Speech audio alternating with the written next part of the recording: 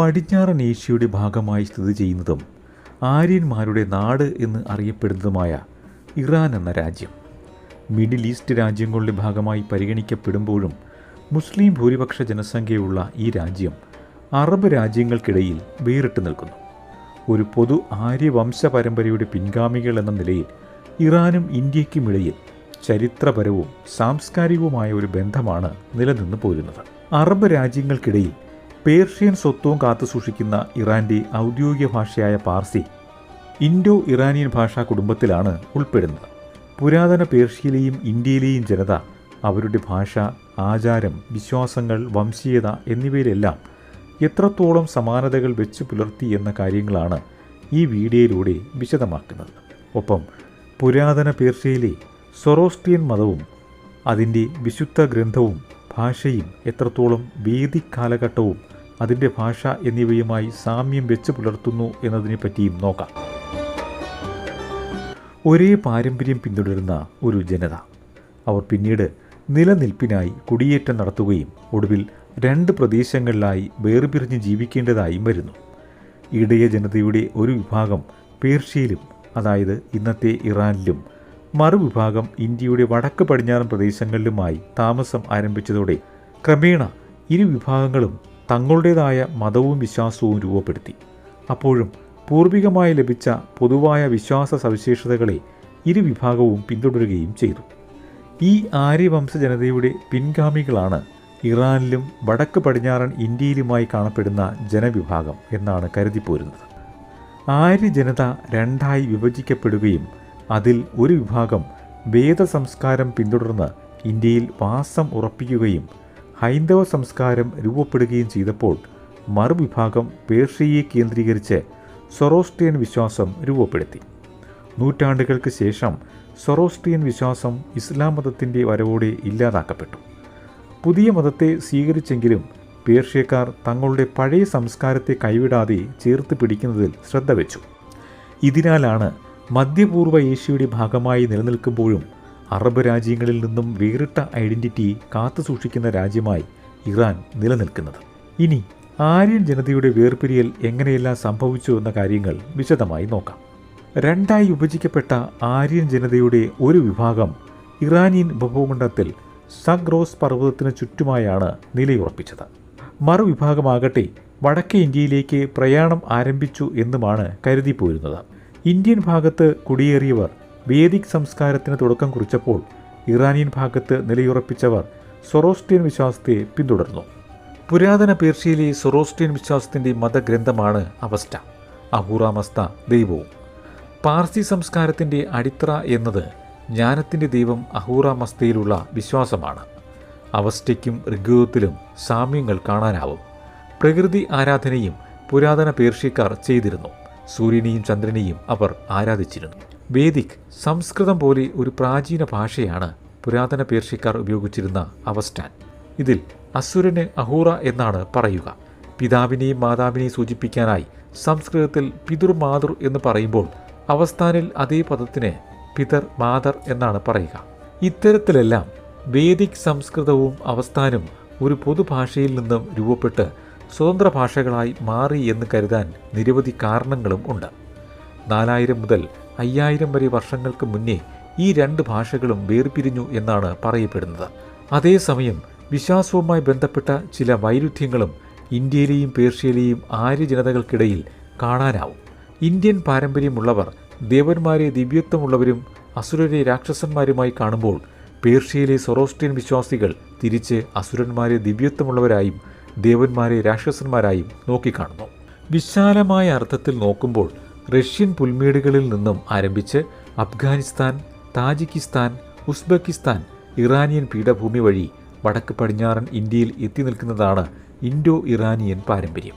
BC 2000 1500 കാലഘട്ടത്തിലാണ് Indian ഉപഭൂഖണ്ഡത്തിലേക്ക് മധ്യ Asian പുൽമേടുകളിൽ നിന്നുള്ള ഇടയവർഗത്തിൻ്റെ കുടിയേറ്റം സംഭവിച്ചു എന്ന് ജനിതക പഠനങ്ങളും പറയുന്നു. അടുത്തതായി പുരാതന പേർഷ്യയുടെ സൊറോസ്ട്രിയൻ വിശ്വാസം എങ്ങനെ ഇല്ലാതാക്കപ്പെട്ടു എന്ന് നോക്കാം.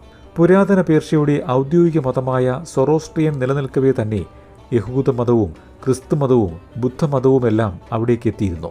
7-ാം നൂറ്റാണ്ടിൽ സസാനിയൻ ഭരണകൂടത്തെ റാഷുദ്ദീൻ ഖിലാഫത്ത് കീഴ്പ്പെടുത്തിയതോടെയാണ് അവിടെ ഇസ്ലാം മതത്തിന് പ്രാമുഖ്യം ലഭിക്കുന്നത്. തുടക്കത്തിൽ ശക്തമായി എതിർക്കപ്പെട്ടെങ്കിലും ക്രമേണ 10-ാം നൂറ്റാണ്ടോടെ മിക്കവാറും ജനങ്ങൾ ഇസ്ലാമിലേക്ക് പരിവർത്തനം ചെയ്യപ്പെട്ടു.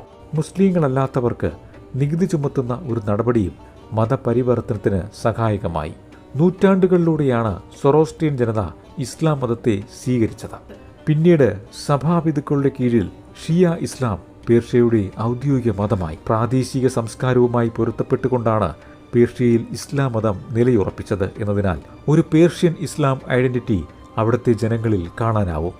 ഇസ്ലാമിന് മുന്നേയുള്ള പഴയ സംസ്കാരത്തെപ്പറ്റി അഭിമാനം കൊള്ളുന്നവരാണ് പേർഷ്യക്കാർ എന്നതും ഒരു പ്രത്യേകതയാണ്. അറബ് മുസ്ലിം അധിനിവേശത്തിന് ശേഷം പീഡന ഭയം കാരണം ധാരാളം സൊറോസ്ട്രിയക്കാർ ഇറാനിൽ നിന്ന് പ്രധാനമായും ഇന്ത്യയുടെ പടിഞ്ഞാറൻ തീരത്തേക്ക് പലായനം ചെയ്തു.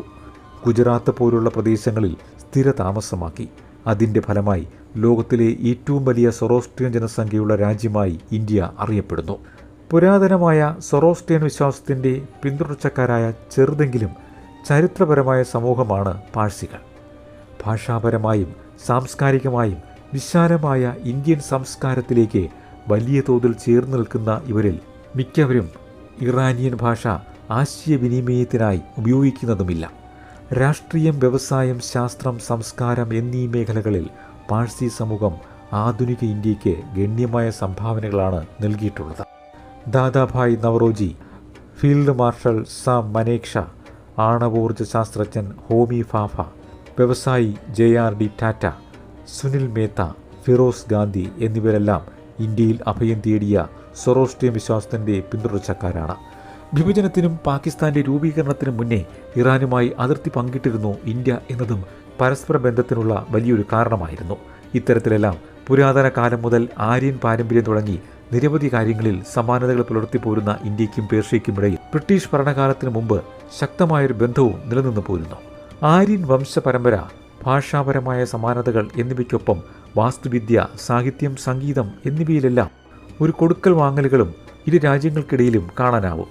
ഡൽഹി സുൽത്താൻമാരുടെ കാലം മുതൽ മുഗൾ രാജവംശത്തിൻ്റെ ഭരണകാലം വരെ ഇത് ശക്തമായി നിലനിന്നതായും കാണാനാവും. മുഗൾ രാജ്ഞിമാരായ നൂർജഹാൻ, മുംതാസ് മഹൽ എന്നിവർ പേർഷ്യൻ പാരമ്പര്യം പിന്തുടർന്നവരായിരുന്നു. 12-ാം നൂറ്റാണ്ട് മുതൽ 600 വർഷത്തിലേറെയായി ഇന്ത്യയിലെ മിക്ക കോസ്മോപൊളിറ്റൻ പ്രദേശങ്ങളിലും കോടതികളുടെയും സർക്കാരിൻ്റെയും എഴുത്ത്, ആശയവിനിമയത്തിൻ്റെയും പ്രധാന ഭാഷ പേർഷ്യനായിരുന്നു. വളർന്നു പന്തലിച്ച ഈ ഭാഷ ഒരു ഘട്ടത്തിൽ ഇന്ത്യയുടേത് എന്ന തലത്തിലേക്ക് പോലും മാറുന്നതായും കാണാനാവും. മുഗൾ ഭരണകാലത്ത് ഔദ്യോഗിക ഭാഷ പേർഷ്യനായിരുന്നു. ബ്രിട്ടീഷ് ഈസ്റ്റ് ഇന്ത്യ കമ്പനി തുടക്കത്തിൽ ഇത് പിന്തുടർന്നെങ്കിലും 1835-ൽ പേർഷ്യനെ ഔദ്യോഗിക ഭാഷാ സ്ഥാനത്ത് നിന്ന് നീക്കി ഇംഗ്ലീഷ് നടപ്പിലാക്കുകയായിരുന്നു. മുഗൾ രാജാക്കന്മാരുടെ കാലത്താകട്ടെ സാഹിത്യം, എഞ്ചിനീയറിംഗ് എന്നീ മേഖലകളിൽ ഇറാനികൾ വലിയ സംഭാവനകളാണ് നൽകിയത്. സ്വാഭാവികമായും രണ്ട് സംസ്കാരങ്ങൾ പരസ്പരം സംയോജിക്കുമ്പോൾ സമസ്ത മേഖലയിലും കൊടുക്കൽ വാങ്ങലുകൾ സംഭവിക്കും. ഹിന്ദിയിലെ പല പദങ്ങളിലും പേർഷ്യൻ സ്വാധീനം കാണാനാവും. പനീർ, ഷാദി, ബർഫി, സിത്താർ, താസ, കുൽഫി തുടങ്ങിയവ ഇന്ത്യയിലും ഇറാനിലും ഉപയോഗിച്ചു വരുന്ന വാക്കുകളാണ്. ഹിന്ദി, ഉറുദു വാക്കുകളിലും പേർഷ്യൻ സ്വാധീനം കാണാനാവും. ഇന്ത്യൻ പേർഷ്യൻ സംസ്കാരം, വാസ്തുവിദ്യ എന്നിവയുടെ സംയോജനമാണ് താജ്മഹലും ഡൽഹിയിലെ ചെങ്കോട്ടയും. നിർമ്മിതികളിലെ പ്രത്യേകതകളായ താഴികക്കുടങ്ങളും മിനാരങ്ങളും പേർഷ്യൻ വാസ്തുവിദ്യയുടെ മനോഹാരിതയെ എടുത്തു കാട്ടുന്നവയാണ്. അക്കാലത്ത് പേർഷ്യൻ ഭാഗത്തു നിന്നും നിരവധി ആളുകൾ ഇന്നത്തെ ഇന്ത്യൻ ഭാഗത്തേക്ക് കുടിയേറി പാർക്കുന്ന രീതിയുണ്ടായിരുന്നു. കല, സംസ്കാരം, എഞ്ചിനീയറിംഗ് മേഖലയിലുള്ളവർക്ക് മുഗൾ കാലഘട്ടത്തിൽ ലഭിച്ച പരിഗണന ഇവിടേക്ക് വരുന്നതിനുള്ള കാരണമായിരുന്നു.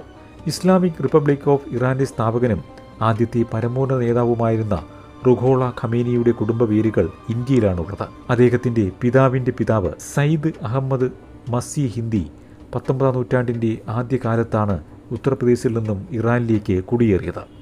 പേർഷ്യൻ പാരമ്പര്യമുള്ള കുടുംബം 18-ാം നൂറ്റാണ്ടിൻ്റെ തുടക്കത്തിൽ ഇന്ത്യയിലേക്ക് വരികയും പിന്നീട് തിരിച്ചു പോവുകയുമായിരുന്നു. ഇറാനിലെയും മൊസപ്പൊട്ടോമിയയിലെയും നാഗരികതകളുമായി സിന്ധു നദീതട നാഗരികതയ്ക്ക് ബന്ധമുണ്ടായിരുന്നു എന്നതിന് സമാനമായ ചില ഡിസൈനുകളും മുദ്രകളും തെളിവാകുന്നു. പേർഷ്യൻ ഗൾഫ്, അറേബ്യൻ കടൽ എന്നീ ജലമാർഗങ്ങൾ തെക്കൻ ഇറാന്റെ തീരത്തു നിന്നും ഇന്ത്യയിലേക്കുള്ള വ്യാപാരം സുഗമമാക്കുന്നതിൽ വലിയ പങ്ക് വഹിച്ചു. ഇന്ത്യക്കും ഇറാനും ഇടയിലുണ്ടായിരുന്ന ചരിത്രപരമായ ബന്ധം അത്രത്തോളം ശക്തമായ ഒന്നാണ്. ഒരു നദി രണ്ട് കൈവഴികളായി പിരിഞ്ഞു എന്ന് പറയുന്നത് പോലൊരു സമാനത ഒരേ സംസ്കാരത്തെ പിന്തുടരുന്ന ജനത വിഭജിക്കപ്പെട്ടു എന്നതിലും കാണാനാവും. പല കാലത്തായി വ്യത്യസ്ത മാനങ്ങൾ സൗകര്യപൂർവ്വം പതിച്ചു നൽകിയിട്ടുള്ള ഒരു വാക്കാണ് ആര്യൻ എന്നത്. ലോക ചരിത്രത്തിൽ തരാതരം പോലെ വ്യാഖ്യാനിക്കപ്പെട്ട ഒരു വാക്കാണ് ആര്യൻ. 3000 വർഷത്തിലേറെ പഴക്കമുള്ള ആര്യൻ എന്ന പദം ഇന്ത്യക്കാരുടെയും പേർഷ്യക്കാരുടെയും പൂർവികരായ ഇൻഡോ ഇറാനിയൻ ജനതയിലേക്കാണ് ചെന്നു നിൽക്കുന്നത്. സംസ്കൃതത്തിൽ ആര്യൻ എന്നാൽ കുലീനർ, മാന്യർ, പരിഷ്കൃതർ എന്നെല്ലാം അർത്ഥം വരുന്നു. ഋഗ്വേദത്തിൽ ഈ പദം വംശത്തെ അല്ല, ആത്മീയവും സാംസ്കാരികവുമായ സമൂഹത്തെയാണ് കുറിക്കുന്നത്. ഡാരിയസ് ഒന്നാമനെ പോലെയുള്ള മഹാന്മാരായ പേർഷ്യൻ അക്കീമെനിഡ് രാജാക്കന്മാർ പെർസെപോളിസിലെ അവരുടെ ശിലാലിഖിതങ്ങളിൽ തങ്ങളെ ആര്യൻ എന്നാണ് വിശേഷിപ്പിച്ചിട്ടുള്ളത്. ഹിറ്റ്ലറിൻ്റെ ആര്യൻ വംശീയ സങ്കല്പവും യൂറോപ്യന്മാരുടെ തങ്ങളാണ് ആര്യന്മാർ എന്ന നാട്യവുമെല്ലാം സുപ്രീം റേസ് സങ്കല്പത്തെ അടിസ്ഥാനപ്പെടുത്തി സൃഷ്ടിച്ചെടുത്തവയാണ്. ആര്യൻ എന്നതിനെപ്പറ്റി നിലയ്ക്കാത്ത തർക്കങ്ങൾ തുടരുമ്പോഴും ഇന്ത്യയ്ക്കും പേർഷ്യയ്ക്കുമിടയിലെ ബന്ധം ചരിത്രപരവും സാംസ്കാരികപരവും ആണ് എന്നത് തർക്കമില്ലാത്ത കാര്യമാണ്.